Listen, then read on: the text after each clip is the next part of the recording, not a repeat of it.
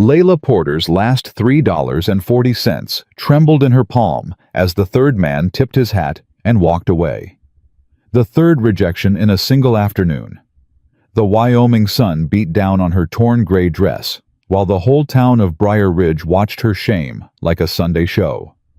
She had no kin, no home, no road back to anywhere. Then a stranger with 2 grieving children stepped out from the shadow of the mercantile and said the words that changed everything.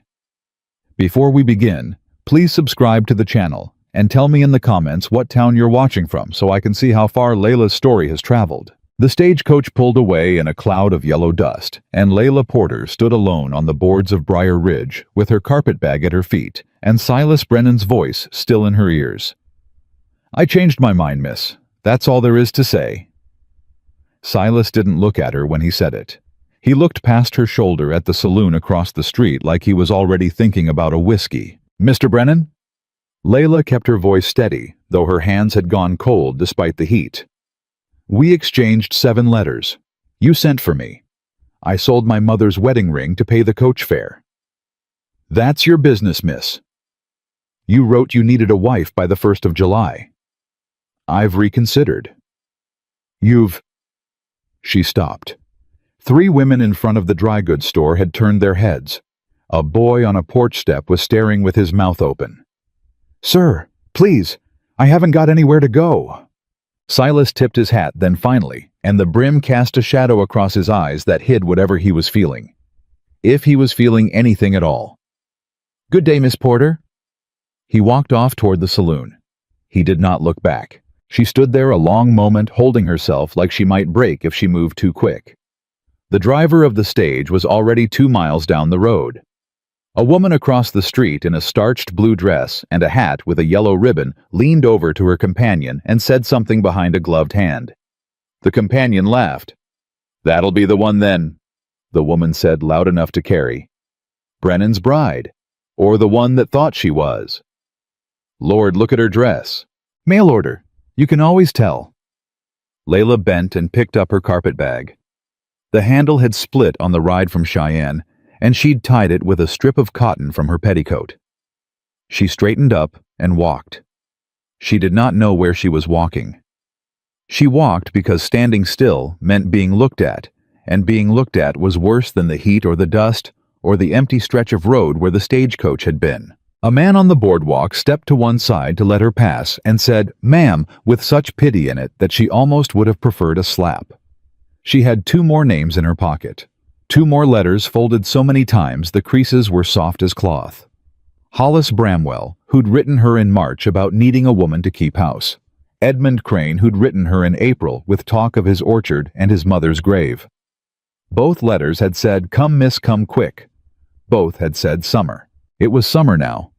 It was July, and the heat lay on the town like a hand on a shoulder pressing. She found Hollis Bramwell at the livery, mending a harness with a piece of rawhide between his teeth. He was older than his letter had let her think. His hands were stained the color of pipe tobacco, and his beard came down to the middle button of his shirt. "Mr. Bramwell." He looked up. He took the rawhide out of his mouth. "Who's askin'? I'm Layla Porter. I wrote you, sir, in April, from St. Joseph." She watched his face change. She'd seen the same change once already today on Silas Brennan, and she still didn't know what to call it. It was not surprise. It was not displeasure. It was the look of a man calculating something quietly to himself and arriving at an answer he'd already decided on before she'd opened her mouth. "Ah. You wrote me back, sir. You said—" "I know what I said, miss. You said come." Hollis put the harness down. He wiped his hands on a rag and folded the rag and put the rag in his pocket and would not look at her. "Things change, miss." "What things?" "Things. Sir, I have come more than 900 miles. I have spent every dollar I had. I have, well, ma'am, I'd thank you to lower your voice." She lowered her voice. She hated that she lowered her voice. She lowered it anyway because the boy who held the bridle of a sorrel mare was watching her with round, fascinated eyes, and because 2 men by the corral fence had stopped talking to listen. "I have nowhere to sleep tonight, Mr. Bramwell." "There's a boardin' house on Pine Street. Mrs. Halloran's. Tell her I sent you, and she'll knock the rate down a quarter. I have $3.40. He looked at her then, for just a moment. There was something in his face that might have been shame, or might have been the heat catching up to him, or might have been nothing at all. Then he picked up the harness again and put the rawhide back between his teeth. That's a problem, miss. Mr. Bramwell. Good day. She walked out of the livery into the white sun. She did not cry. She had decided on the stagecoach somewhere east of Laramie that she would not cry in this town no matter what the town did to her. It had been one of the few decisions left to her, and she was going to keep it. Edmund Crane was easier to find and worse to face. He kept a small house at the edge of town with a peach tree out front that hadn't taken to the dry summer. She knocked. A woman answered. The woman was perhaps 40, with a wedding ring on her finger and flower on her apron, and she looked at Layla with the particular cold patience of a wife who had been expecting a stranger like Layla to show up on her porch sooner or later. You'll be the Porter girl, the woman said. Ma'am, I'm looking for Mr. Edmund Crane. He's my husband. Layla said nothing. There was nothing to say. He wrote you, did he? Ma'am, he's a fool and a liar, and he'll be hearing from me about it tonight. But he ain't here, and he ain't going to marry you, and you'd best move along before the neighbors see you on my step. The woman was not unkind. That was the worst of it.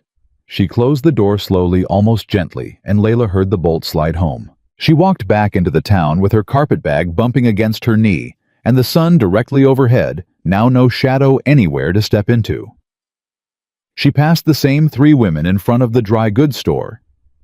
They stopped talking when they saw her. They did not start again until she was past. 3 of them, she heard one of them say.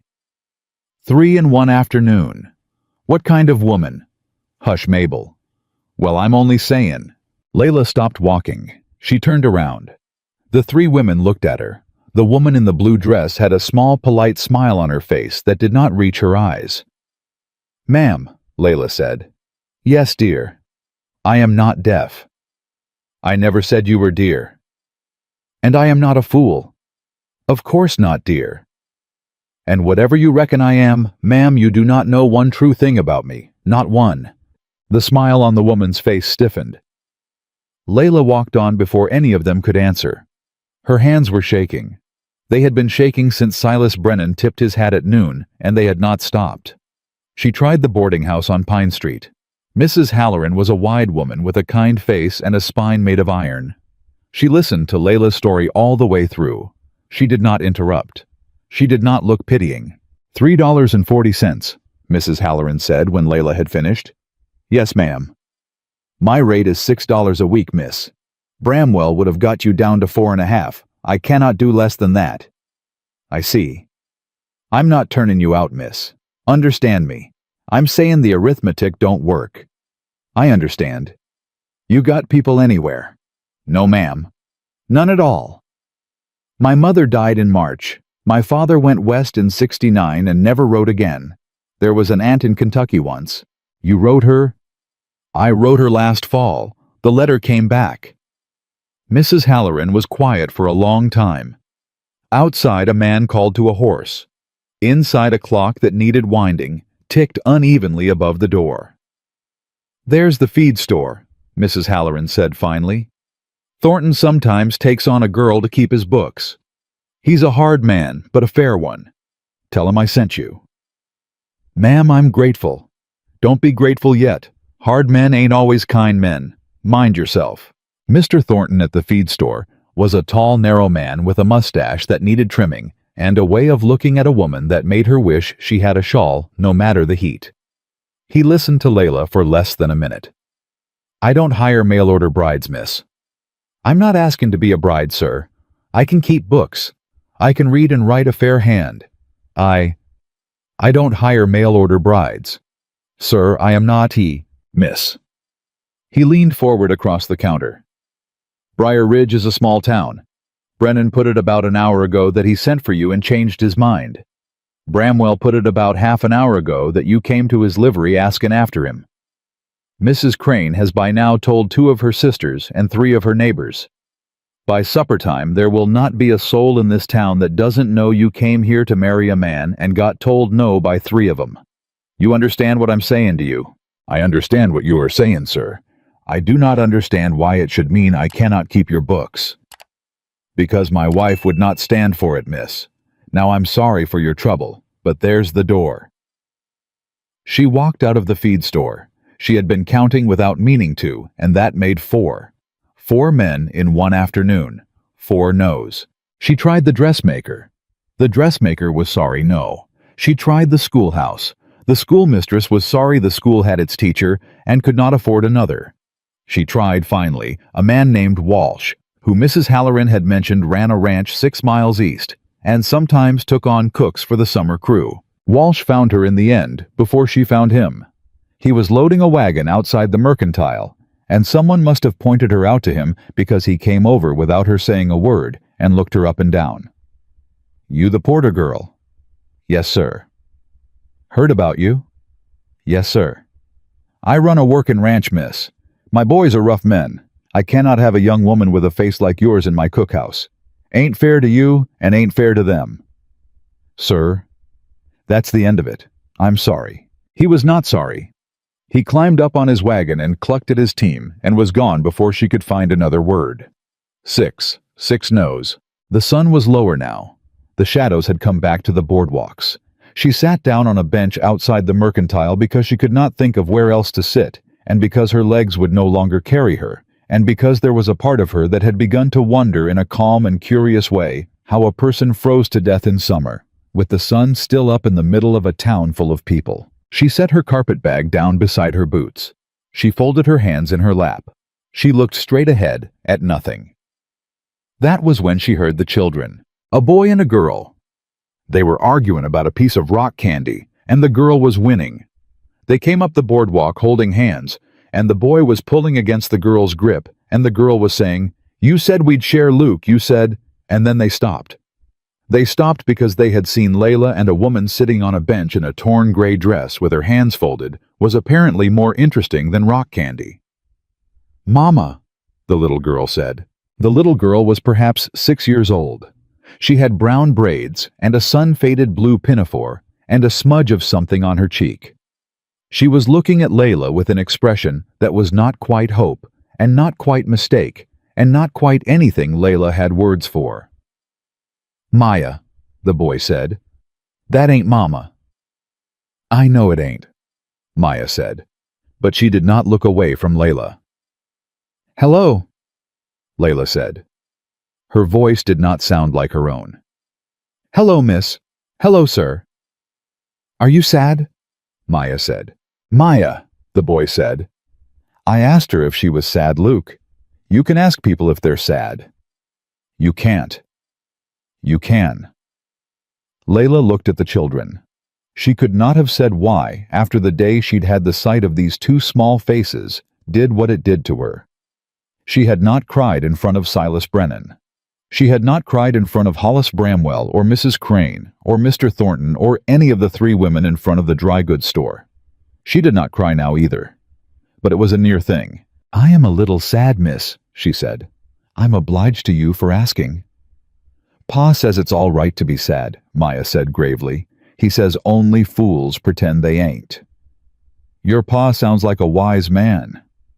"He ain't wise," Luke said. "He just says that." "Luke, he does." The voice came from behind them. It was a man's voice, low and tired, with an apology already starting in the first syllable. The children turned. So did Layla. He was tall.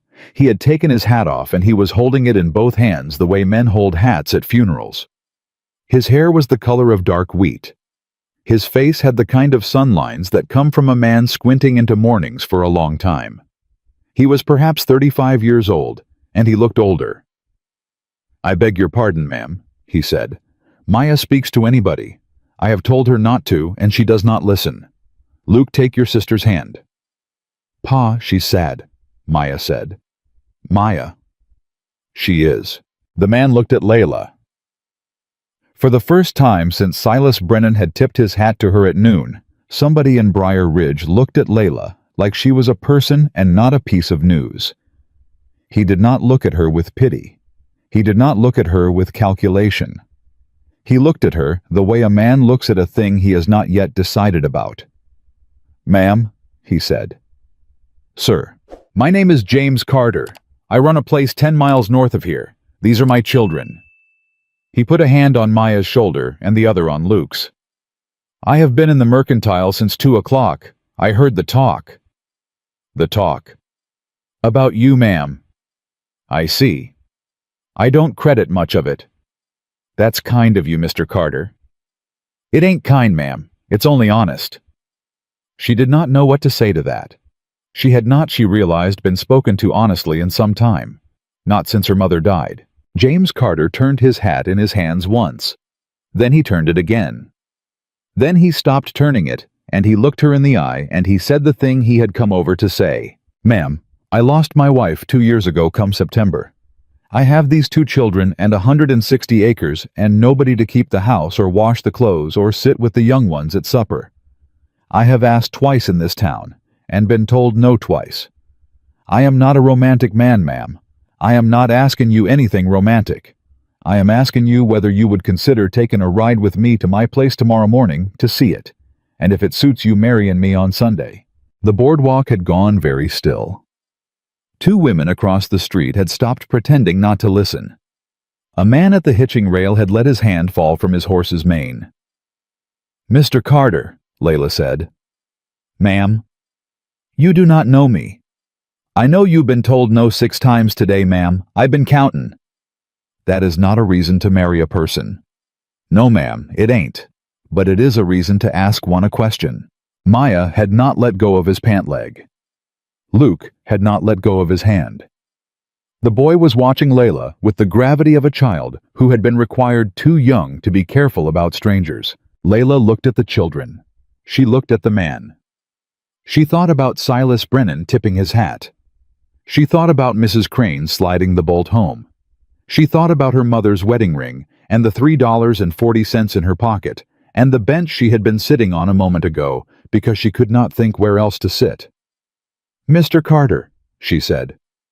"Yes, ma'am." "What time tomorrow morning?" The knock at Mrs. Halloran's door came before the rooster. Layla was already up. She had not slept. She sat by the kitchen window with her hands folded in her lap and her bonnet on the chair beside her, watching the sky turn the color of an old bruise. The knock came at 4:30, 3 times, hard. "Don't answer that, miss."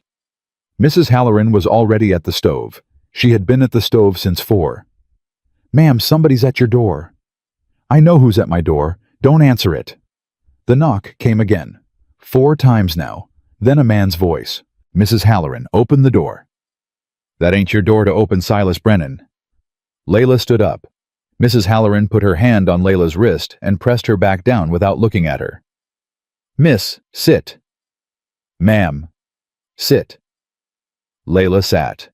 Mrs. Halloran went to the door. She did not unbolt it. She spoke through the wood. "Mr. Brennan?" "Lillian." "It's Mrs. Halloran to you, sir." "Lillian, I have come to set a thing right. You set it right yesterday at noon, sir, when you tipped your hat to that girl on the boards in front of half the town. There is nothing left to set. I have reconsidered. I expect you have. I will marry her. You will not. Lillian." "Mr. Brennan, there has been talk in the saloon since sundown last night that James Carter is going to lose them children Monday and that the girl will be a widow with no husband and no roof inside a week. I expect that is the talk that has put you on my step at 4:30 in the morning. Now you go home, Silas, and you sleep it off, and you do not speak that girl's name in this town again. Do you understand me?" "I will speak with her." "You will not." The door rattled in its frame. Layla stood up. She walked past Mrs. Halloran. She slid the bolt. She opened the door 6 inches. Brennan was on the porch in a clean shirt and combed hair, and the smell of bay rum and his hat was already off. "Miss Porter?" "Mr. Brennan." "I would like to apologize for yesterday." "You would not, sir. You would like to take advantage of a piece of news. Those are different things." "Mr. Brennan." You tipped your hat to me yesterday in front of 3 women and a stagecoach driver, and you did not look at my face when you done it. I have been told a great many no's in my life. Yours was the worst of them. I will marry James Carter on Sunday morning, and if Mr. Carter loses his children on Monday, I will lose them with him. Good day, sir." She closed the door. She slid the bolt. She turned around. Mrs. Halloran had both hands on her hips. "Miss." "Ma'am, that was very pretty." "Was it?" "Sit down. Eat your eggs." Layla sat. She did not eat her eggs. "Mrs. Halloran." "Yes." "You said last night Hannah Carter was your niece." "I did." "You did not say it on the boardwalk yesterday afternoon." "I did not." "Why not?" Mrs. Halloran set the spatula down. She came over and sat across from Layla and folded her hands. "Because, if I had told you yesterday, miss, you would have wondered if I was sending you to him out of family loyalty. You would have wondered if I was trading your future for my dead niece's husband's convenience. I would not have a woman walk into a marriage wondering that. So I waited until you said yes for your own reasons, and then I told you. That is the why. Are you angry?" "No, ma'am." "You sure?" "I am sure." "All right then." "Mrs. Halloran?" "Yes." "How did Hannah die?" The older woman looked at her hands a long moment. "Childbed."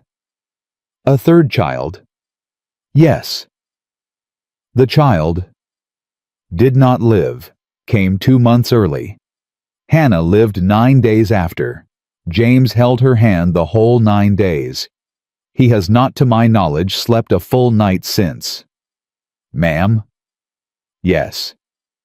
"Did Augustus Kane have anything to do with it?" Mrs. Halloran's head came up sharp. "What do you mean? Did he hurry her, worry her, threaten her, anything? He came to the door 3 weeks before she went into labor, made James an offer for the section. Hannah heard it. She was a quiet woman, miss, but she was not a soft woman, and she went out on that porch, and she told Augustus Kane things I will not repeat at a Christian breakfast table. He left. The next morning, a fence was down, and 4 head of cattle were missing.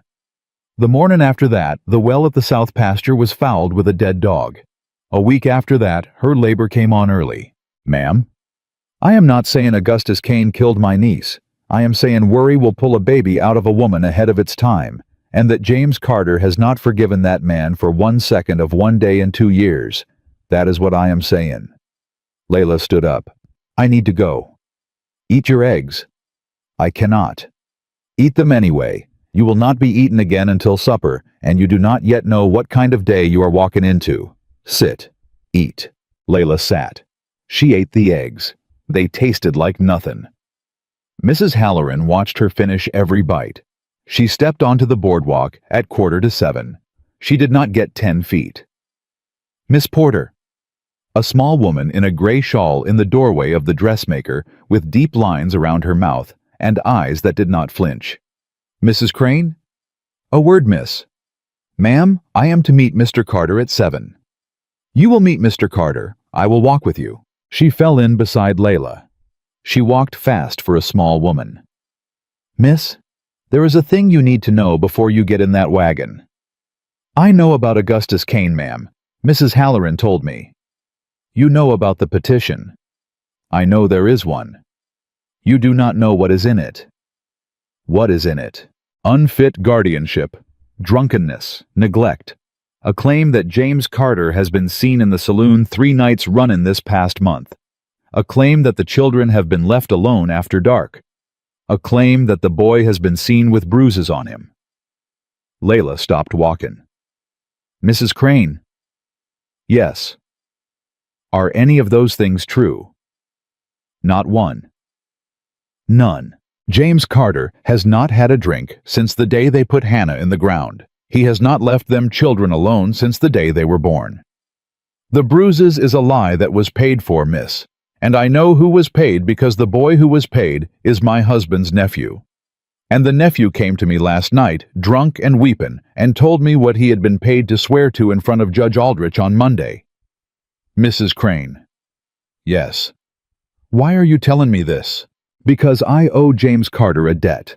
I cannot pay it myself. My husband works for the bank that holds Augustus Cain's note. If I speak in court, my husband loses his position. If you speak in court, I am Mr. Carter's wife, and they will say I am defending him out of marriage. Yes. So what use is it that you have told me?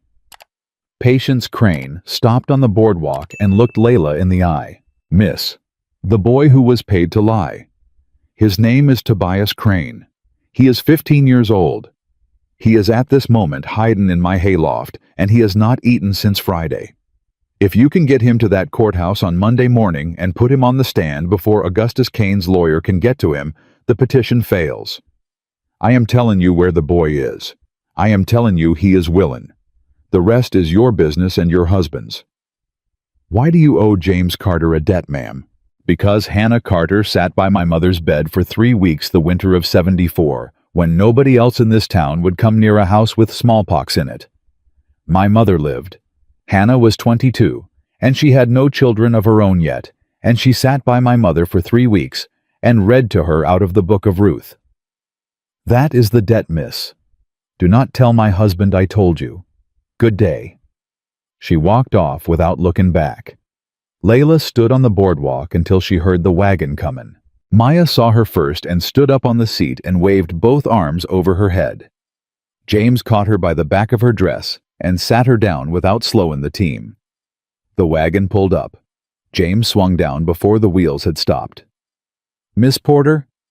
Mr. Carter? You ready? I am. You can change your mind, ma'am. There will be no hard feelings. Mr. Carter? Yes. Get in the wagon. He looked at her. He had been looking at her with something closed in his face all morning, expecting a thing he had been told all his life to expect. She watched the closed thing in his face, open by half an inch. Yes, ma'am. He took her carpet bag. He helped her up. Maya scooted over without being told. Luke watched from the wagon bed with his arms wrapped around his knees and did not speak. The wagon rolled. For 2 miles, Maya talked. She told Layla about Goose the chicken and Brother the dog and a barn cat named Mrs. Henderson, who had no good reason for the name except that Maya had given it to her and would not take it back. Maya told Layla that James snored. Maya told Layla that Luke was teaching himself to whistle. Maya told Layla that Pa had said it was all right to call her Miss Layla to her face, but that they should call her Mrs. Carter to people in town, because that was the proper way to do it. That right, Pa? That's right, Maya. Pa. Yes, Maya. Are you scared? The reins jumped in James's hands. He recovered them. What kind of question is that, Maya? A scared one. Maya, hush. You said only fools pretend they ain't sad. I reckon only fools pretend they ain't scared neither. James was quiet a long moment. Then very softly. I am a little scared, Maya. Of what? Of Monday. Miss Layla will fix Monday. Maya. She will, Pa. Mrs. Halloran said so. I heard her tell Mrs. Crane at the well yesterday before we came. Layla turned her head. James kept his eyes on the road. She heard a thing she does not understand, he said. Maya, you will let it alone. Yes, Pa. The wagon rolled. At the turn for the Carter place, Layla reached over and put her hand on James's wrist where he held the reins. She did it without thinking. She felt him go still under her palm. Mr. Carter. Yes. On Monday morning, we will not be alone in that courthouse. Ma'am? There is a boy in Patience Crane's hayloft who has not eaten since Friday. His name is Tobias. He has been paid to swear that you beat your son. He is now unwilling to swear it. Mrs. Crane has told me where he is. We will collect him tomorrow on the way home from the wedding, and we will take him to the courthouse on Monday morning before Augustus Cain's lawyer can get to him. The reins went slack in James's hands. The team stopped of its own accord. He turned his head. His eyes were on her face for the first time all morning. Miss Porter. Mr. Carter. You have known this how long? Half an hour. You did not tell me on the boardwalk. I did not tell you on the boardwalk, Mr. Carter, because there were 6 women within earshot, and one of them was Augustus Cain's wife's sister, and I have only been in this town 2 days, but I have been in it long enough to know who I do not speak in front of. Drive." He did not drive. He looked at her. "Mr. Carter, the team is standing in the sun. Drive." He clucked to the team. The wagon moved. "Miss Porter?" "Yes." "My name is James." "James? You may use it." "All right, James." "Layla?" "Yes." "That is the first time anybody in this town has stood for me in 2 years." She did not answer. She kept her hand on his wrist, and she felt the muscle under his sleeve untwist itself 1 notch, and she did not take her hand back until the wagon turned in at his gate. She made dinner. She had not asked, and he had not offered, but there was a ham hock in the cellar, and beans in a sack, and a sad, lonely onion on a windowsill, and Layla could not look at the dust on the dry sink without doing something about it. She set Luke to fetching wood. She set Maya to bringing in eggs. James stood in the kitchen doorway and watched her without speaking for nearly 5 minutes.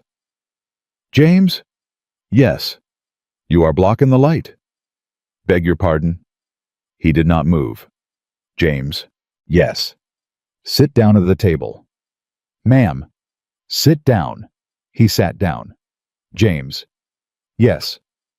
"When Augustus Cain's man comes to that door this afternoon, I want you to let me speak first." He looked up sharp. "How do you know he is coming?" "Because Augustus Cain sent a man yesterday with an offer of $1,200 for the section. Augustus Cain does not yet know you have a wife. He will hear by noon today. He will send a man before supper to find out whether the wife is the kind of woman who can be talked to. I want him to find out fast, and I want him to find out true." James put both his hands flat on the table. "Layla?" "Yes." "How are you so sure he will send a man?" "Because I am a woman who was sold 3 times in 2 days for the price of a stagecoach fare. James and I have spent every minute of those 2 days watching men talk about me as though I could not hear them. I know exactly what Augustus Cain will do, because I have been watching Augustus Cain's my whole life. He will send a man. The man will offer me money to leave. The amount will be twice what he offered you for the section because he has been told I am poor." "Layla?" "Yes. You are a particular sort of woman." "So you have said." The rider came at 3:45. Luke saw him first from the porch. He came running into the kitchen without a word, and he put his hand on his father's elbow, and James was on his feet before the boy had drawn a breath. "Pa." "How many?" "1, Pa." "What does he look like?" "Black coat, Pa. Same one as yesterday." Foley. "Luke. Take your sister to the barn. Stay there until I come for you." "Pa, I don't—" Luke. "Yes, Pa." The screen door closed behind the children. James turned to Layla. "Stay inside." "No." Layla. "No, James. He is not a man. He is a man, James, which is the only kind of man I know how to handle. Stand on the porch with me. Do not speak." He stood on the porch with her. He did not speak. Foley pulled up at the rail. He did not dismount. He touched the brim of his hat. "Carter." "Foley." "Mrs. Carter, I take it?" "On Sunday morning, Mr. Foley. Today is Saturday." Foley smiled. He had a smile he had practiced. "Miss Porter." "Mr. Foley." "Mr. Cain sends his regards.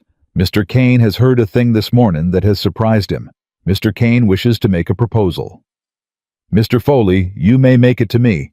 Mr. Carter will not be entertaining proposals today."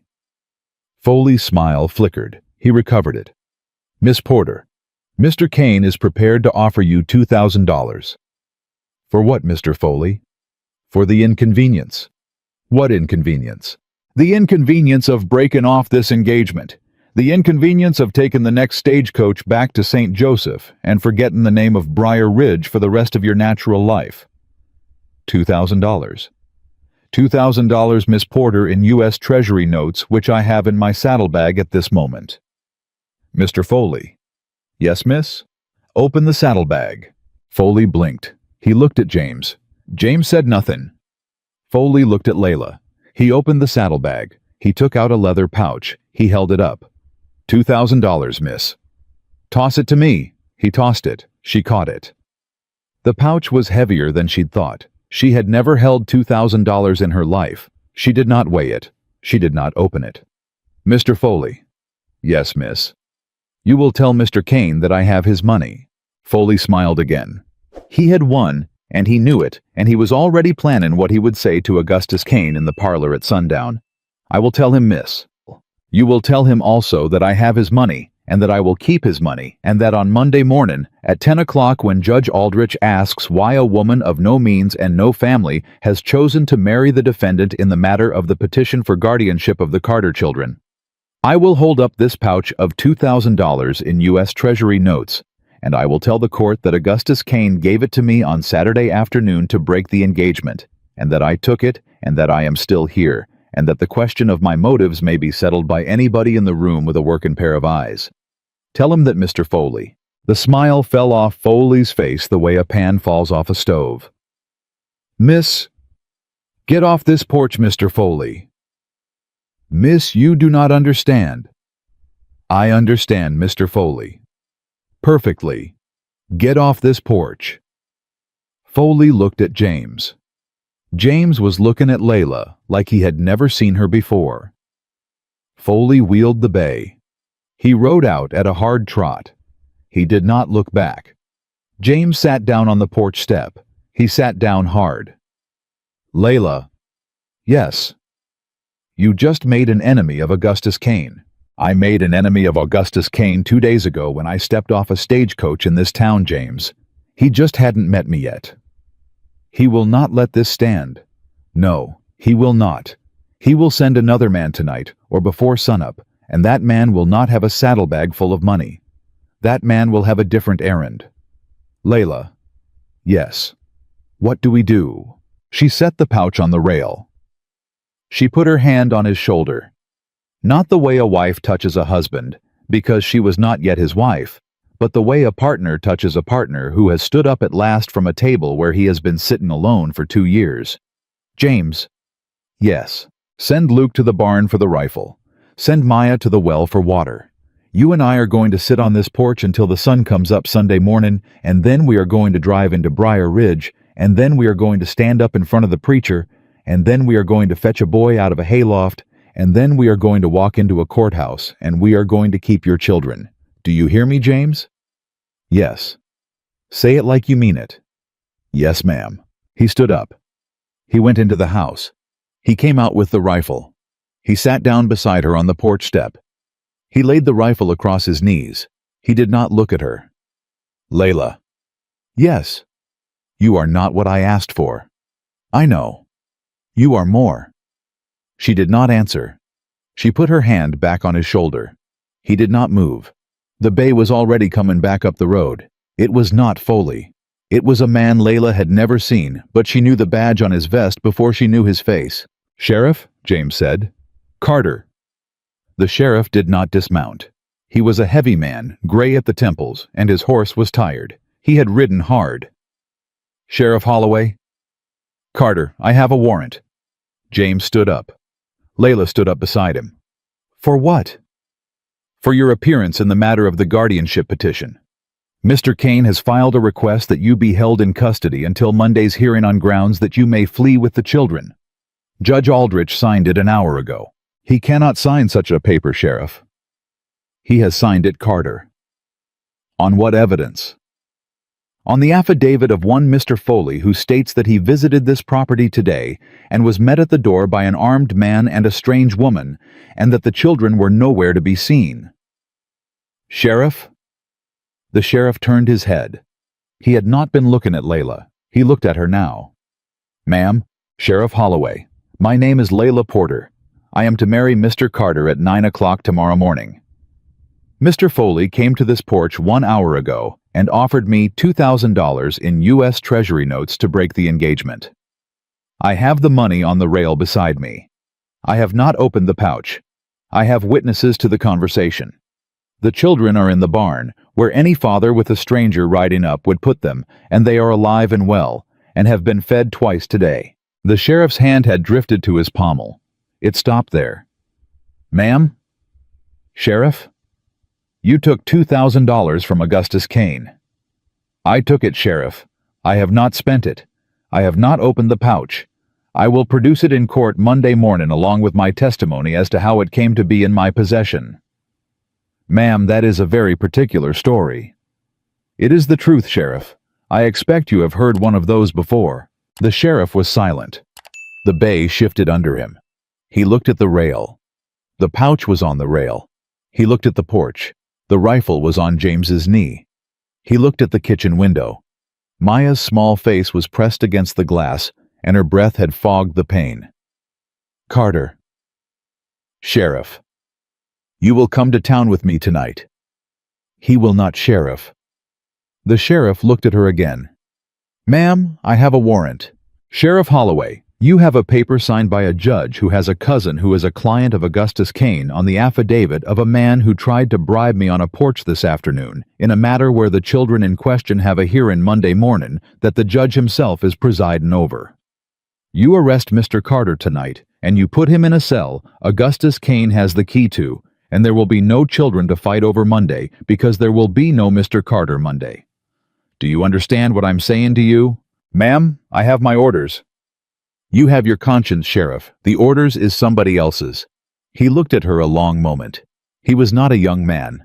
He had been sheriff of this county longer than Augustus Kane had owned 40,000 acres of it. Ma'am? Sheriff? What do you propose? I propose Mr. Carter rides into town with me at first light tomorrow, on his way to his own wedding, and I propose you accompany us, and I propose you sit in the front pew of the church, and I propose you escort Mr. Carter from the church door to the courthouse door at 9:45 Monday morning, so that no man can say, Mr. Carter has not been in your custody from the moment of your warrant.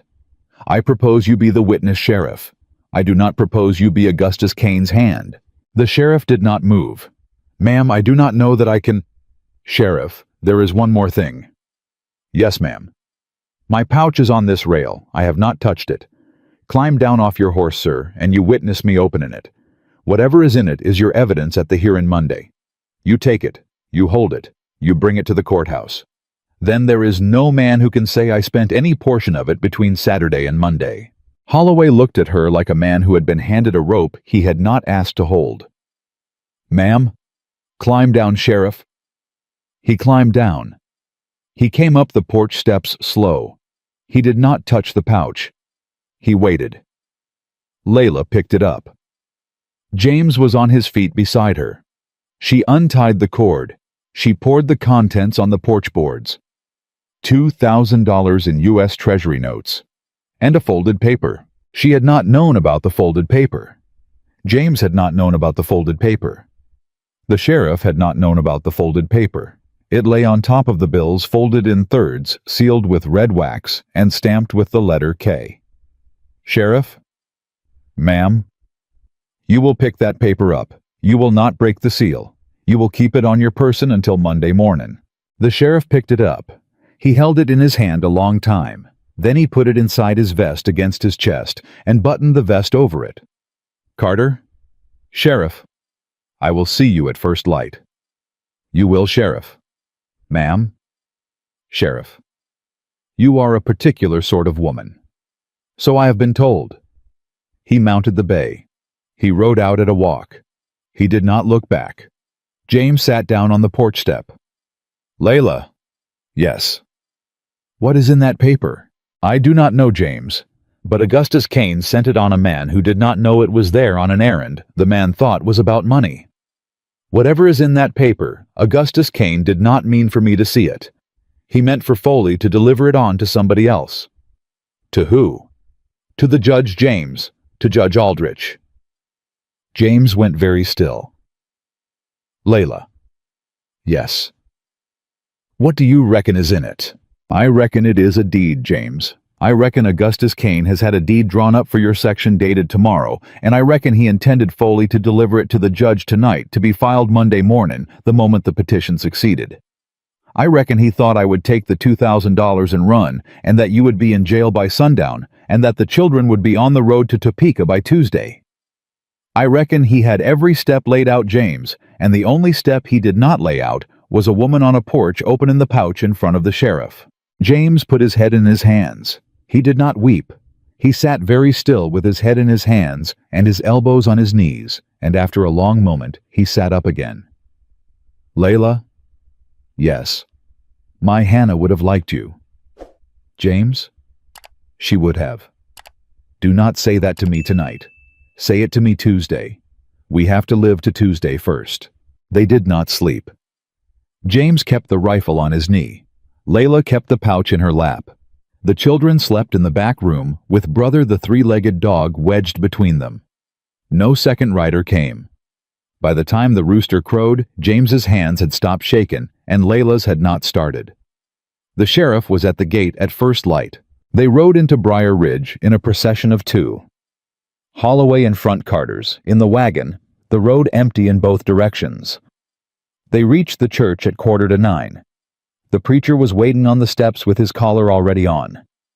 Mrs. Halloran was in the front pew with her hat pinned and her mouth set. Patience Crane was in the second pew. There was nobody else. There did not need to be.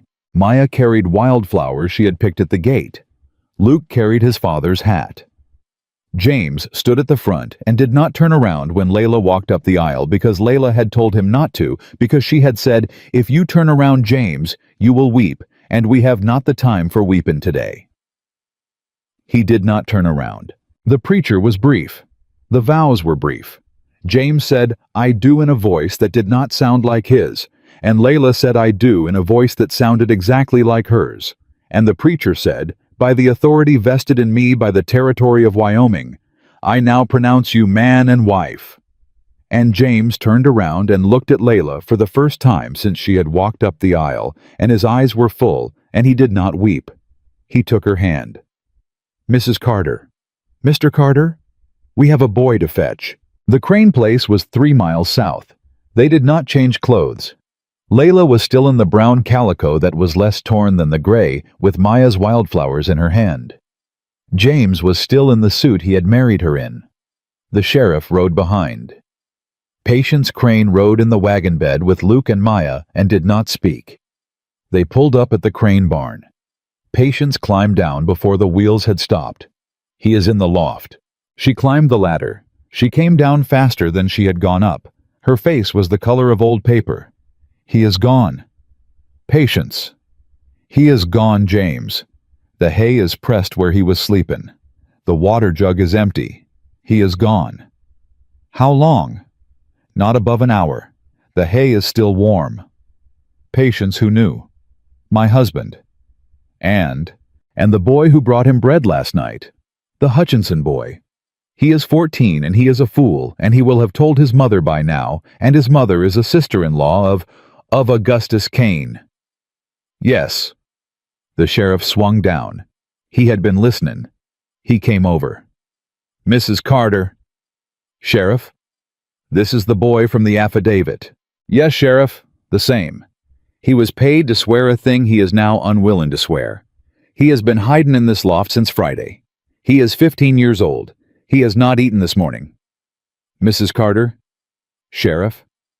"You are asking me to find a runaway witness in a fraud case at 9 o'clock on a Sunday morning in a town the size of Briar Ridge. I am asking you, Sheriff, to find a frightened boy before Augustus Kane's people do." The sheriff looked at her. He looked at the loft. He looked at the road.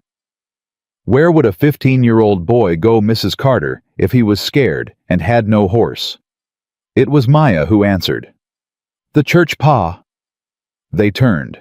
Maya was sitting on the wagon seat with her feet hanging off and a wildflower in her hand. 6 years old.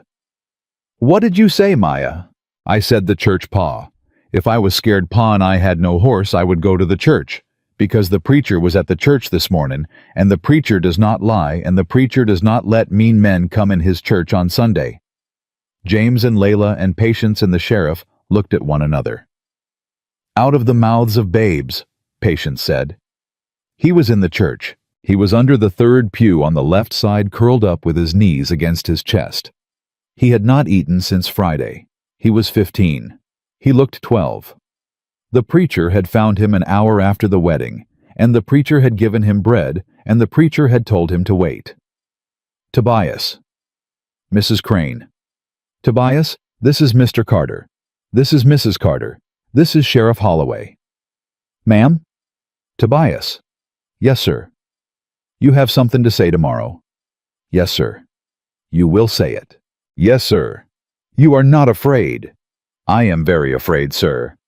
That is the right answer, son. The sheriff took Tobias to the jail for safekeeping.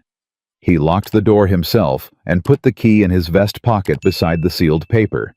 He posted a deputy he trusted, which was to Holloway's knowledge the only deputy he had who Augustus Kane had not yet bought.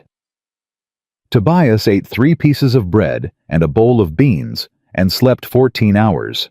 The Carters slept 4. Monday morning at 10 o'clock, the courthouse in Briar Ridge was full. Word had traveled. Word had traveled the way word travels in a small town, and the word was that a mail-order bride had stood up to Augustus Kane on a porch, and that Sheriff Holloway had escorted James Carter from his own wedding to the courthouse door, and that there was a sealed paper inside the sheriff's vest that Augustus Kane himself did not know existed. The pews were packed. The aisle was packed. Mrs. Halloran was in the front row. Patience Crane was beside her. Edmund Crane, the husband, was beside Patience, with his hat on his lap, and his face the color of his collar, and a leather satchel on his knees. Augustus Kane sat at the petitioner's table. He was a small man. Layla had not expected that. He was a small, neat, well-dressed man with white hair and a gold watch chain, and the still hands of a man who had never had to do his own work. His lawyer was a tall man named Pierce. His judge was Aldrich. Aldrich called the court to order. Pierce stood. Pierce read the petition. Pierce called his witnesses. The first was the Hutchinson woman who claimed she had seen James Carter drunk in the saloon 3 Tuesdays running. She gave her testimony in a confident voice. Pierce sat down. The sheriff stood up. Your Honor. Sheriff? I would like to be sworn. Pierce was on his feet. Your Honor, the sheriff is not on the witness list. He is now counselor. Aldrich looked at his cousin. His cousin looked at Augustus Kane. Augustus Kane did not move. Sheriff, you may approach. The sheriff was sworn. The sheriff produced the pouch. The sheriff stated on his oath that he had witnessed the opening of the pouch on the porch of James Carter on Saturday afternoon, and that the pouch contained $2,000 in U.S. Treasury notes and 1 folded paper sealed with red wax stamped K, and that the pouch had been delivered to said porch by one Mr. Foley, on the orders of Mr. Augustus Kane, in exchange for the agreement of one Miss Layla Porter to break her engagement to said James Carter. Augustus Kane's still hands moved for the first time. He turned his head toward Pierce. Pierce had gone the color of paste. Sheriff? Your Honor? You have the paper. In my vest, Your Honor. Bring it forward. He brought it forward. Sheriff, the seal is unbroken. It is, Your Honor. Open it. The sheriff opened it. He read it. He read it through twice. The court was silent. Aldrich was a man who had been a judge 20 years and had practiced not looking surprised, and he could not practice it now. His face changed. Sheriff, read it aloud. Your Honor, it is a deed of transfer for the south section of the Carter property. It is signed by Augustus Kane. It is dated tomorrow. It is unfilled in the buyer's portion. It bears, Your Honor, the pre-signed witness mark of one Judge Eustace Aldrich on the line marked Court Certification. The courtroom did not gasp. The courtroom went silent in a way that was worse than a gasp. It went silent the way a town goes silent when a thing has been said that cannot be unsaid. Aldrich was on his feet. Sheriff, Your Honor, that is your hand. Sheriff, I do not know what... Your Honor, that is your hand. Pierce was on his feet. Your Honor, I move to strike. Counselor, sit down. It was not Aldrich who said it. It was the man at the back of the courtroom who had been sitting quietly the whole time, in a dark coat and a stiff collar, with a small black book open on his lap. He stood up now. My name is Marcus Whitfield. I am the Territorial Circuit Judge for the Powder River jurisdiction. I was sent here this morning on a complaint filed last week by Mrs. Patience Crane by way of her brother in Cheyenne regarding irregularities in the docket of this court. I have been listening. Sheriff, bring me that paper. The sheriff brought him the paper. Whitfield read it. Judge Aldrich. Yes. You are recused. Judge Whitfield. You are recused, sir. And as of this moment, you are also under suspicion of judicial misconduct, and you will remain in this courtroom until the conclusion of this proceeding. Aldrich sat down. He did not sit. His knees gave out, and the chair caught him. Mr. Pierce. Your Honor. Call your next witness. Pierce had no next witness he wanted to call. The Hutchinson woman had gone the color of milk. Augustus Kane had not moved. His small, still hands rested on the table. Your Honor, the petitioner. Mr. Pierce, I asked you to call your next witness. Your Honor, the petitioner withdraws. He does not, Mr. Pierce. The petition stands. I will hear the respondent's witnesses. He turned to James and Layla. Mr. Carter. Your Honor. Mrs. Carter. Your Honor. Call your first witness. Layla stood.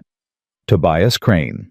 The boy walked the length of that aisle on legs that were not entirely under his control. Mrs. Halloran reached out as he passed and touched his sleeve. He climbed into the box. He was sworn. He looked at Layla. She nodded. Tobias? Yes, ma'am. How old are you? 15, ma'am. Tobias, did Mr. Augustus Kane, or any agent of Mr. Augustus Kane, pay you money to swear in this court that you had seen Mr. James Carter strike his son Luke? The courtroom held its breath. Yes, ma'am. How much? $8, ma'am. And had you ever seen Mr. James Carter strike his son Luke? No, ma'am. Had you ever seen Mr. James Carter strike anybody? No, ma'am. Mr. Carter is a quiet man, ma'am. I never saw him raise his hand to a fly. Tobias. Yes, ma'am. Why are you telling the truth today? The boy looked at her. He looked at his aunt in the front pew. He looked at his Uncle Edmund, who had not yet opened the satchel on his knees. He looked at James Carter, sitting beside Layla in the suit he had been married in. Because, ma'am, my aunt told me Mr. Carter's wife sat by my grandmother for 3 weeks the winter of '74 and read to her out of the book of Ruth. And, ma'am, $8 is not much when you set it next to that. The courtroom did not breathe. Judge Whitfield closed at his book. Mrs. Carter. Your Honor. Anything further? One thing, Your Honor. Yes. Mr. Edmund Crane has a satchel on his knees that I believe contains the ledgers of the First Bank of Briar Ridge, showing the loans presently held by Augustus Kane against the property of one Judge Eustace Aldrich. I believe Mr. Crane is prepared to testify. Edmund Crane stood up. His hands were shaken. His face was the color of his collar. He had not looked at his wife. He had not needed to. He opened the satchel. He took out the ledgers. Your Honor, I am the chief clerk at the First Bank of Briar Ridge. I have brought every loan document I am authorized to bring. I am prepared to lose my position today, Your Honor. I have already lost the rest. Patience. Crane began to weep silently in the front pew. She did not put her hands over her face. She let the tears fall down her cheeks, where the whole town could see them. Judge Whitfield looked at the ledgers. He looked at Edmund Crane. He looked at Augustus Kane, whose small, still hands had finally curled into fists on the table. The petition is dismissed. He paused. Without prejudice. He paused again. Pending a separate criminal investigation into the conduct of Mr. Augustus Kane, Judge Eustace Aldrich, and the offices of Mr. Theodore Pierce, which I will be opening myself by close of business today. Court is in recess. Mr. Carter, your children remain with you. Sheriff, take Mr. Kane into custody. The sheriff stepped forward. Augustus Kane stood up. His small, still hands hung at his sides. He looked across the courtroom at Layla Porter Carter. He looked at her a long time. He smiled. It was not a smile any man should smile in a courtroom on a Monday morning with a sheriff coming for his elbow. Mrs. Carter, he said just loud enough for her to hear. Mr. Kane, you have not won. I have today, sir.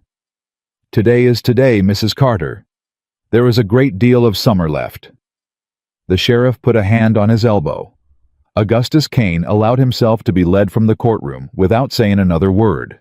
But Layla Carter sat in the pew beside her husband and her two children with $2,000 in treasury notes still on the evidence table and a deed of transfer in the hand of a circuit judge from Cheyenne, and she did not for 1 second mistake what Augustus Kane had said. The courtroom emptied slow. People did not want to leave. People wanted to stand in the aisle and look at the woman in the brown calico who had walked into Briar Ridge 3 days ago with $3.40 and walked out of a courthouse, a married woman with 2 children and the largest cattle baron in the territory in handcuffs. Mrs. Halloran reached her first. Mrs. Carter now, ma'am. Mrs. Carter, I have a question. Ask it. Did you know about that paper in the pouch when you opened it on the porch? No, ma'am. You did not. No, ma'am. You opened a pouch in front of a sheriff, not knowing what was in it. Yes, ma'am. Mrs. Carter, you was bettin' on a thing you did not know. I was bettin' Mrs. Halloran on a man like Augustus Kane being a man like Augustus Kane. Men like that always put more in a pouch than they admit to. I have known 3 of him in my life. I knew the 4th would not surprise me. Mrs. Halloran looked at her a long moment. Hannah would have liked you. James said the same. Hannah was right about most things. She walked off. Patience Crane came next. She had her husband's elbow in her hand. Edmund Crane had aged 10 years in 20 minutes. Mrs. Carter. Mrs. Crane. Mr. Crane. My husband has lost his position. He gave it, ma'am. He did not lose it. He has 6 children. Mrs. Crane. Yes. There is a small house at the south end of our property by the creek. It belonged to James's brother before he went to Oregon. It has not been lived in for 4 years. It has a roof and a stove and 3 rooms and a well that draws clean. You and Mrs. Crane and the 6 are welcome to it. The work is keeping the books and walking the fence and being a man James trusts to stand at his shoulder when the next Augustus Kane comes. The wage is what we can afford, and the house is yours for the rest of your life, sir, on the day we put it in writin'. Edmund Crane looked at his wife. His wife was looking at Layla. Mrs. Carter. Yes. You decided this when? On the porch Saturday afternoon, ma'am, the 2nd after Mr. Foley rode out of sight. You did not tell my husband. I did not, ma'am, because I did not know on Saturday afternoon whether your husband would have the courage of you. He has, ma'am. The offer stands. Patience Crane wept then. She had not wept in court when her husband had stood up. She wept now. She did not put her hands over her face. Edmund Crane could not speak. He nodded once. He nodded again. He shook James's hand. James held on a long second. Edmund. James. I am obliged. It is the other way, James. It is the other way. The sheriff came up the aisle behind them. He had Augustus Kane out of the courtroom. He had come back. Mrs. Carter. Sheriff? A word. She stepped aside with him. James stayed with Edmund. Mrs. Carter, Foley is in the wind. How long? He rode out before the hearing. The bay is gone from the livery. The Hutchinson woman's husband is also gone. They had a head start. How much? 2 hours. Sheriff. Yes. Augustus Kane's men. How many? On the payroll. 7. 7 men with 7 horses and 7 rifles and an employer who has just been took to a cell. Yes, ma'am. Sheriff Holloway. Mrs. Carter, you will ride with us to the Carter place. You will deputize 3 men in this town who do not owe Augustus Kane money. You will post them at our gate from sundown to sunup until Foley is found. Do you have 3 men, Sheriff? I have 2, Mrs. Carter. Mrs. Halloran has a brother. He is 68 years old. He has been a sheriff in 3 counties, and he is a man Augustus Kane never bought because Augustus Kane never tried. That is your 3rd man, Sheriff. Speak to her on the way out. He did not argue. He went. James came over. Layla. Yes. What did he say? Foley is gone. Kane has 7 men still on the payroll. The sheriff is deputizing 3. We will not be alone tonight. James closed his eyes for a count of 2. He opened them. Layla. Yes. You have not stopped since the boardwalk Friday. There is no time to stop, James. There is. There is right now. 2 minutes. Look at me. She looked at him. You are my wife. I am. You will not be alone tonight either. Whatever comes to that gate, do you hear me? I hear you. Say it. I will not be alone tonight. Good. He took her hand. He did not let it go until the wagon. The drive home was the longest 5 miles of Layla Carter's life. Maya was asleep against her shoulder before they cleared the town. Luke was awake in the bed of the wagon, with Brother the three-legged dog wedged against his knee. The sheriff rode behind. Mrs. Halloran's brother, a tall, thin, white-haired man named Cyrus Beale, who had not asked one question when his sister had sent for him, rode beside the sheriff with a Sharps rifle across his pommel that was older than Layla and better cared for than most men's wives. 2 miles out of town, Cyrus Beale spurred ahead and put his hand up. The wagon stopped. Carter. Mr. Beale. Smoke. North. James stood up on the box. He shaded his eyes. Where? Past the bend. 1/2 mile, maybe less. My place. Could be your place. Could be the timber. Sheriff. I see it, Carter. Layla. James. Take the wagon off the road. There is a draw to the east that runs to Edmund's old place. You take the children to that house. You wait there with Cyrus. The sheriff and I are going on. James. Layla, please. She did not argue. She had a daughter asleep against her shoulder and a son with eyes too wide. She turned the team. The wagon went off the road. Cyrus Beale stayed with her. The sheriff and James rode on at a hard gallop. The smoke was the barn. It was not the house. The house was untouched. The barn was halfway gone by the time James reached it, and the fire had been set with kerosene at the back wall, where a man could light it and ride out without being seen from the road. The 3 horses in the corral were already loose and running east. Goose the chicken was on the porch rail squawking. Brother had stayed with Luke in the wagon. James and the sheriff fought the fire for an hour with the well bucket. They saved nothing. When Layla came up the draw with the wagon at sundown, the barn was a black square on the ground, and James was sitting on the porch step, with his hands black to the elbows, and his face streaked. He had not wept. He looked up when she climbed down, and Maya ran to him, and he caught her and held her, and did not weep then either. James. Layla. The horses. Loose. We will find them in the morning. The cattle. In the south pasture. They did not go for the cattle. They went for the barn because the hay is in the barn. Layla was in the barn. 40 head of cattle in October needs hay between October and April. That hay is gone. They have not killed me. They have only made it so I cannot feed my cattle through the winter. James. Layla. Augustus Kane is in a jail. His money ain't Layla. She sat down beside him on the step. She did not touch him. James. Yes. Listen to me. I am listening. On Saturday afternoon, Augustus Kane sent a man to this porch with $2,000 to put in my pocket. On Monday morning, a circuit judge from Cheyenne held that pouch up in a courtroom and called it evidence. That money will be tied up until the next legislative session. By then, the criminal investigation will have moved against the bank. By then, 6 other ranchers in this county will have learned that Augustus Kane is not the only Augustus Kane who can be brought down. By then, James, this is no longer a fight about your barn and our hay. This is a fight about a county, and we are not going to fight it alone. Layla. James, there is a thing I have not told you. Tell me.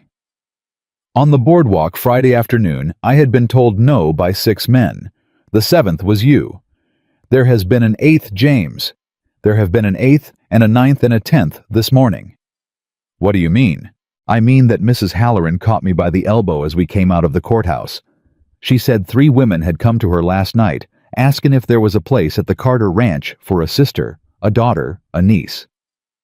3 girls in this town who are being bartered right now to men they do not want, James, and 3 women who watched a mail-order bride stand on a porch Saturday and tell Augustus Kane to get off it. They came to your Aunt Mrs. Halloran, and they asked if there was room. James looked at her. Layla? Yes. How many girls? 3 this week. Mrs. Halloran reckons 6 within a month if word travels. Layla, the barn is gone. We do not have hay. We do not have... James, we have $2,000 in banknotes that will eventually be released as evidence and given to the rightful injured parties, who is us. We have 6 girls who would work for room and board to be out of houses they cannot stay in. We have Edmund Crane coming tomorrow with his books and his 6 children. We have a sheriff who will deputize my husband's father-in-law's brother in a heartbeat. And we have James, a stretch of land with the only good water for 15 miles in any direction. Layla. Yes. You are building something. James, I am not building it. We are building it. And the building has already started. And the only question is whether you are building with me or whether you are sitting on a porch step counting what was lost. He looked at her. He looked at his black hands. He looked at the place where the barn had been. Layla. Yes. Get me a basin of water. I will. And get the children fed. They are being fed. Cyrus Beale is feeding them cornbread and milk and telling them a story about a coyote that learned to whistle. Cyrus Beale tells stories. Apparently.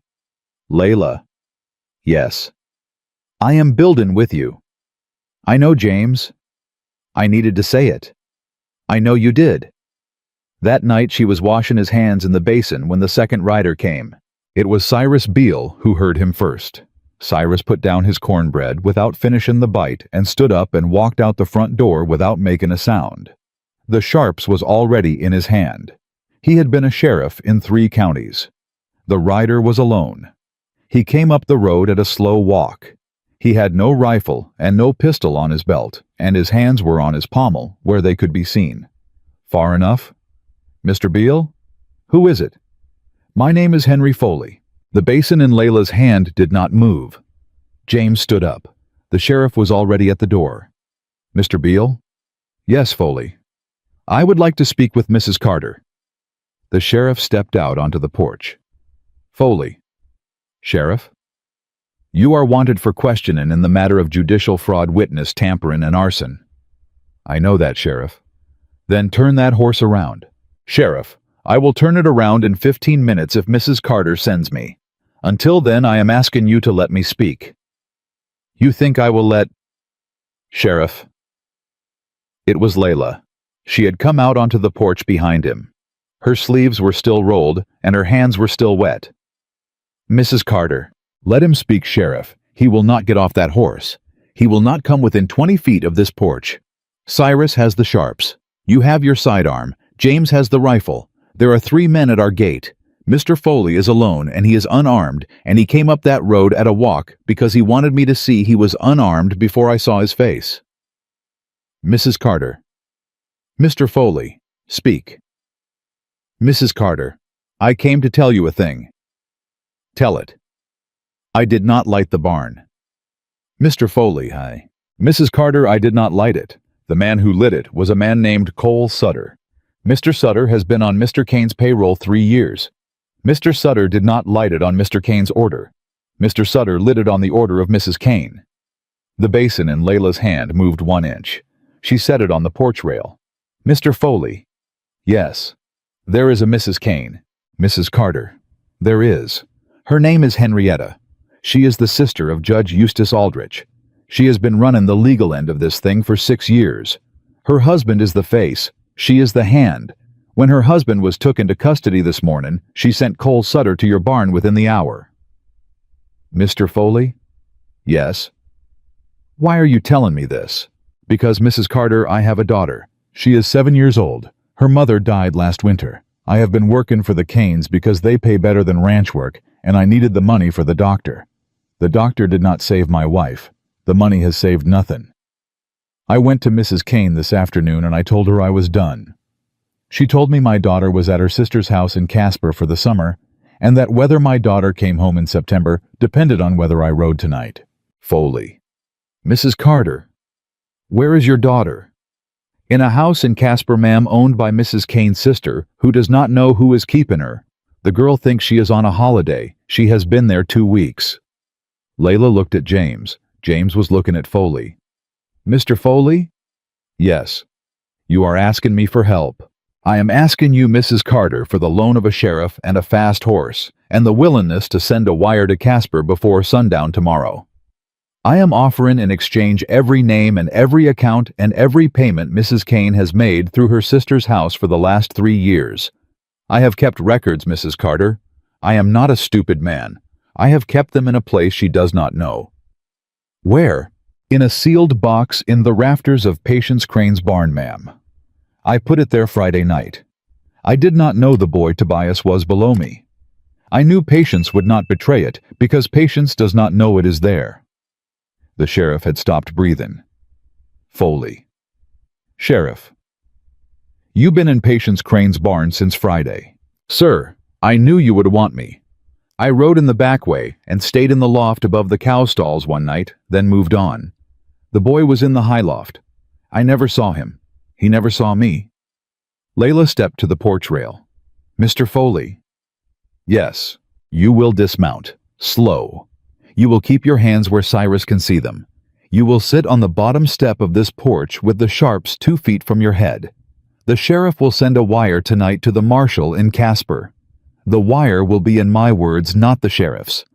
If your daughter is where you say she is, and if she is well, and if your records are where you say they are, you will testify against Henrietta Kane in the same courtroom her brother is being investigated in by the same circuit judge who came up from Cheyenne. Do you understand me? Yes, Mrs. Carter. And Mr. Foley. Yes. Saturday afternoon you offered me $2,000 to leave this porch. I did, Mrs. Carter. You will not forget that you did. No, Mrs. Carter, I will not. Dismount. He dismounted. He sat on the bottom step. Cyrus Beale put the sharps 2 feet from his head and did not lower it. The sheriff was already saddling up. Layla turned to James. James had not spoken. James was looking at her like he had never seen her, and like he had always seen her, and like both of those were true at the same time. James? Layla. There is a child in Casper. I heard. We are going to bring her home. To this house. To this house. Layla. Yes. How many is that now? James, I am not counting. There will be more, and there will be more after them. There is only the one ranch with the only good water for 15 miles, and there is only the one woman who has been told 6 no's in 2 days, and lived to walk into a courthouse, and the word will travel, James. The word is traveling already. Layla? Yes. You came to this town to be a wife. I came to this town to be a wife, James, and I am one. This is what being your wife looks like.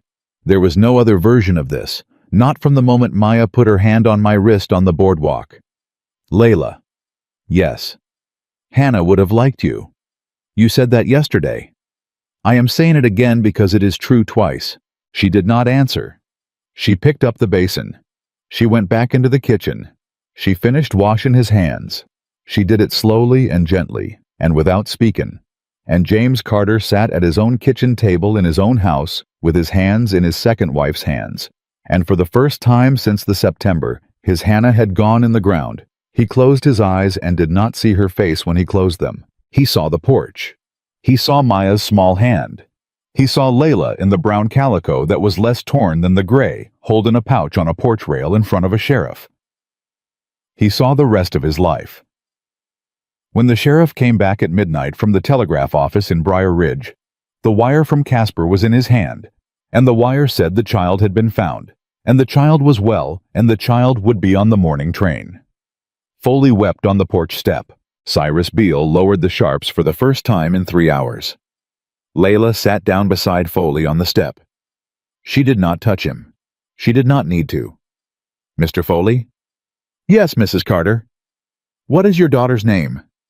Iris, ma'am. Her name is Iris. Iris is a good name. It was her mother's name. Mr. Foley. Yes. Iris will sleep in this house tomorrow night. She will sleep in the room with Maya. There is a trundle bed in there. Maya will be glad of her. Maya is glad of everybody. Mrs. Carter. Yes. I do not know how to thank you. You do not thank me, Mr. Foley. You testify Wednesday morning. Yes, ma'am. Then we are even. No, ma'am. We will not be even, but I will testify. That is enough, Mr. Foley. That is enough. He bent his head over his knees. Cyrus Beale, 68 years old sheriff in 3 counties, who had not put his hand on another man's shoulder in 20 years, put his hand on Henry Foley's shoulder and left it there. The night was full of stars and sound. There were no riders coming. There would not be. Henrietta Kane had played her hand and lost it before she knew it had been called. In the kitchen, James Carter was teaching his son Luke how to whittle a horse out of a piece of pine. In the back room, Maya was already asleep with Brother the 3-legged dog on her feet. On the porch, Layla Carter sat beside a weeping man and watched the road, and the road was empty and would stay empty. She closed her eyes for 1 second. When she opened them, the first edge of dawn had come up over the east pasture, and her hand was still in James Carter's hand, because James Carter had come out onto the porch sometime in the dark, and sat down beside her and taken her hand, and she had not until that moment even known he was there. The morning train from Casper pulled into Briar Ridge at 9:10. Iris Foley climbed down from the second-class car holding a carpet bag bigger than she was. She was 7 years old. She had her father's eyes and her mother's mouth and a yellow ribbon tied in her hair by a stranger who had told her she was on a holiday. She did not see her father at first. She saw Layla Carter in the brown calico standing on the platform with Maya beside her. Maya did not wait. Maya ran. "Iris! You ain't Iris." "I know. I'm Maya. Pa says I talk too much. He says you're sleeping in my room tonight. There is a trundle bed, and brother sleeps on the bed, and he only has 3 legs, and he ain't a real brother. He is a dog. Do you like cornbread?" Iris Foley, who had not spoken in 11 days, looked at Maya Carter, 6 years old. Brown braids, a yellow ribbon now in her own hand, because she had reached up and untied her own, without knowing why, and said, "I like cornbread." Henry Foley wept onto the platform. He wept the way a man weeps when a thing he had given up on has been handed back to him. Layla did not let him hold his daughter yet. She stepped between them gentle, with her hand on Foley's wrist. "Mr. Foley?" "Mrs. Carter." "In a minute, sir. Look at her first. Let her see you. Let her come to you. She has been told stories for 2 weeks. She does not yet know which of them was true." Iris was looking at her father over Maya's shoulder. She was holding Maya's hand. She had not let go of Maya's hand from the second Maya had taken it. "Papa?" "Iris. Papa, the lady at the house in Casper said you was working on a farm and you would come and get me when the work was done." "That is what I was doing, Iris." "Is the work done?" "The work is done, Iris. The work is done forever." She let go of Maya's hand then. She walked the 8 feet across the platform. Henry Foley went down on one knee, and his daughter walked into his arms and put both her small hands flat against his face, like she was making sure it was the same face, and he held her, and he wept, and Maya stood 3 feet away, and held Layla's hand, and did not for once say a word. The trial of Augustus Kane began on Wednesday. The trial of Henrietta Kane began Thursday. Henry Foley testified Wednesday morning. He testified for 3 hours. He did not look at the table where Augustus Kane sat. He looked at Judge Marcus Whitfield, who had not gone back to Cheyenne, who had taken a room above the Briar Ridge Mercantile, and would not, as it turned out, leave for 11 months. Foley produced the records.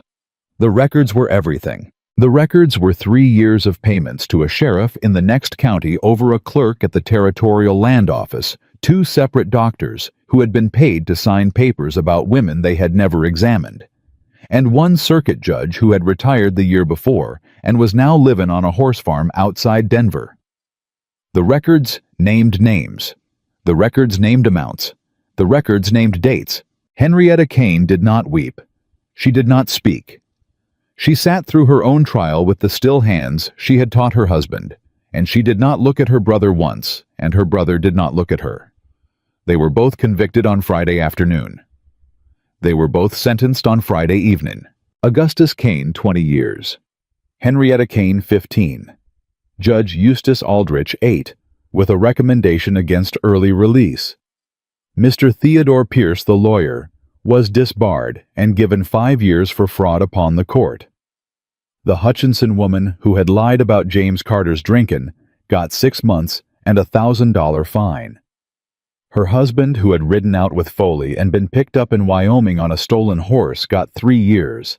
Cole Sutter, who had lit the barn, was found dead in a hotel room in Cheyenne on Saturday morning. He had taken his own life.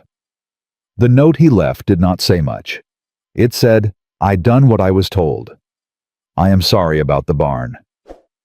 Sheriff Holloway folded it and put it in his vest and did not show it to anybody for a long time.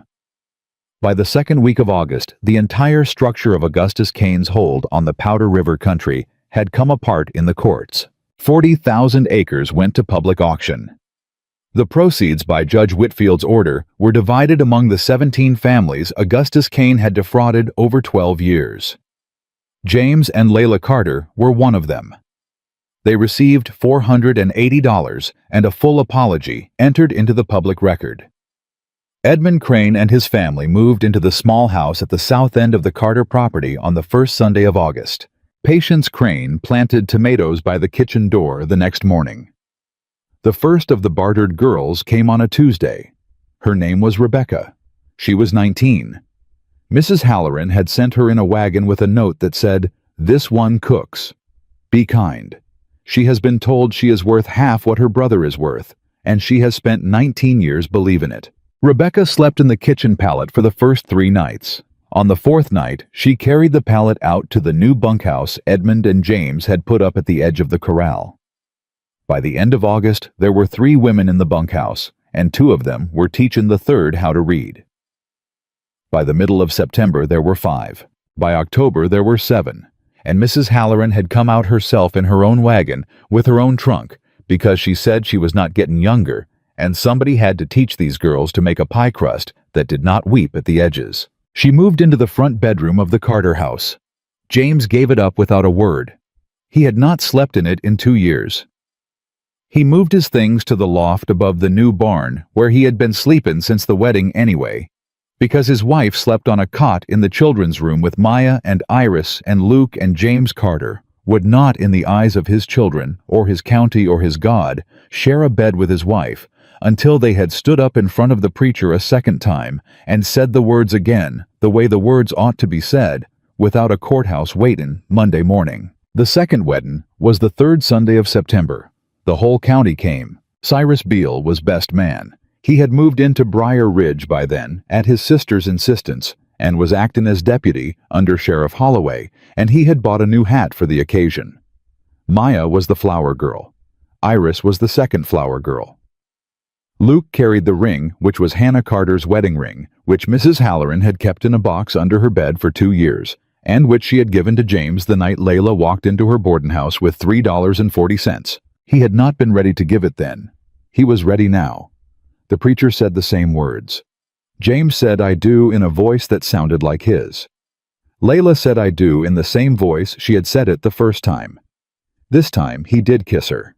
This time the church was full. Henry Foley sat in the 3rd pew with Iris on his lap. He was sober. He had been sober since the Tuesday morning Iris stepped off the train.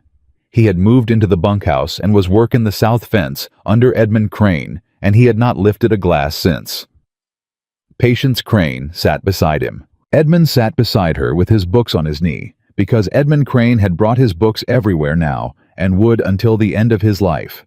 Mrs. Halloran sat in the front row in a hat with 3 feathers in it, and did not pretend not to weep. James lifted Layla over the threshold of their own house. He did not put her down for a long time. That night, with the children asleep, with the bunkhouse dark with the sheriff's men gone home for the first night since June, because there was no longer a single Augustus Cain in the county to be afraid of, James and Layla sat on their porch step. James. Yes. Do you remember what Augustus Cain said to me in the courtroom? He said you had not won. He said today is today, and there is a great deal of summer left. He said that. Summer is over, James. It is. And we won. We won, Layla. She put her head on his shoulder. He did not speak. He did not need to. The fall was the fall. Cattle came in from the south pasture. Hay came in from a neighbor's field sold at half price by a man named Will Tanner, whose daughter was now living in the Carter bunkhouse, learning to cipher under Edmund Crane. The new barn went up on the foundation of the old one, and the framing was done by every man in the county who had been freed from a banknote when Augustus Kane went to prison, and there were 31 of them, and the barn went up in 2 days. The first letter came in November. It was from a woman in Laramie. She had heard a story. She had been told no twice by men who had sent for her. She had $3.10. Layla wrote back the same afternoon. "Come," she wrote, "come quick. The summer is over, but the winter is coming, and there is room for you here, and there is work for your hands, and there is a name for you that is your own, and not any man's. Come." The woman in Laramie came. The next letter was from St. Louis. The next was from Omaha. By February of '79, there were 19 women in what had once been the Carter bunkhouse, which had been added on to twice, and James Carter had stopped counting. By May of '79, the Carter Ranch was no longer called the Carter Ranch. It was called Porter's Place, after Layla's name from before, because Mrs. Halloran had said that a woman who had been called by 6 no's by 6 men in a single afternoon had earned the right to wear her own name on a sign at her own gate and had nailed the sign up herself. James did not argue. Maya was 8 years old when she asked her father on a Sunday afternoon, sitting on the porch step, where her father had once sat, with his hands black to the elbows, what would have happened if Miss Layla had said no on the boardwalk. James thought about it a long time. Maya: "Yes, Pa. I do not know what would have happened. I know what did. That is enough. Pa: Yes. I am glad she said yes. So am I, Maya. Pa: Yes. I'm gonna marry Iris when we grow up. Maya, you cannot marry Iris. Iris is a girl. I know she is a girl, Pa. I am gonna marry her anyway. We have decided." James Carter looked at his daughter. He looked at the porch where his wife was teaching a girl from Cheyenne how to mend a sleeve. He looked at the gate where the sign read Porter's Place in letters that had been painted by a woman who could not 8 months ago write her own name. Maya: "Yes, Pa. You will worry about that when you are grown." "All right, Pa." She went back to Whitland. There was a Christmas that year. There was another summer. There was an autumn after that. Iris Foley grew tall. Luke Carter grew taller. Maya stayed Maya. In the 3rd year, Henry Foley married a widow from Cheyenne named Annie Becker, who came to Porter's Place to see what the talk was about and stayed for the cornbread. Iris was the flower girl at her own father's wedding, and she carried a ribbon that was not yellow this time, because yellow was the color of the ribbon a stranger had tied in her hair in Casper, and Iris would not wear yellow. She wore blue. James and Layla had a child of their own in the 4th year, a boy. They named him Hannah's middle name, which was Charles, because Layla had asked, and James had not been able to answer, and Layla had answered for him. Charles Carter was born on a Tuesday in March. Mrs. Halloran caught him. She had buried Hannah, and she had married Hannah's husband to Layla, and she had pinned the sign up at the gate herself, and she would not let any other woman in the county catch the boy, and so she did. And she did it well, and she lived 2 more years after that, long enough to see Charles take his first step and say his first word, which was Mama, and which was directed, and Mrs. Halloran would tell anybody who would listen at Layla Carter, who was sitting across the room. Layla stopped when Charles said, "Mama." She stopped right where she was. She did not for 1 second mistake what the boy had said. She had been called by many names by many men in her life. Miss, Ma'am, Mrs. Carter, Porter, that girl, that one off the stage. The first one of them she had walked into Briar Ridge to be called was wife, and she had not been called it in the way she wanted. The second one she had walked into the church to be called was Mrs. Carter, and she had been called it standing up while a man tried to break her marriage in a courtroom. The name her son called her was none of those. The name her son called her was the only name she had not in 2 years known she was waiting for. She walked across the room. She picked up the boy. She held him against her shoulder. She did not weep. She had by then learned not to weep at the things that mattered most. There would be other names. There would be other children. There would be a girl named Sarah from Topeka who would arrive in '83 with a bruise on her face and a book of her own poems in her bag. And there would be a woman named Constance from St. Joseph who would arrive in '84 carrying twins. There would be a fire in '85 that took the new barn and would be put out by every man and woman in 3 counties before it touched the house. There would be in '87 a letter from a young woman in Boston, the niece of Hannah Carter's cousin, asking if there was room. There would always be room. Layla Carter, who had stepped off a stagecoach in Briar Ridge in July of 1878 with $3.40 and a torn gray dress and the names of 3 men who would not have her lived to be 81 years old. She was buried beside Hannah in the small fenced place with the same cross her husband had carved crooked because she had asked him not to fix it, because Hannah's name was on the first stone and Layla Carter's name was on the second. And the name on the second stone, by Layla's own request, was not Carter. It was Porter. The stone read, Leela Porter, 1855 to 1936. She was told no. She stayed. James Carter outlived her by 4 years. He died in his sleep on a November morning, with Maya holding one hand and Iris holding the other, because Maya had married Iris in 1894, and the county had decided to mind its own business about it, and the 2 of them had been running Porter's place for 30 years by the time James went. There were, when he died, 412 women living on the property, and a school and an infirmary, and a press, and a small post office, and 3 judges in 2 states who had been born in the bunkhouse and gone to the school and come back to write the laws.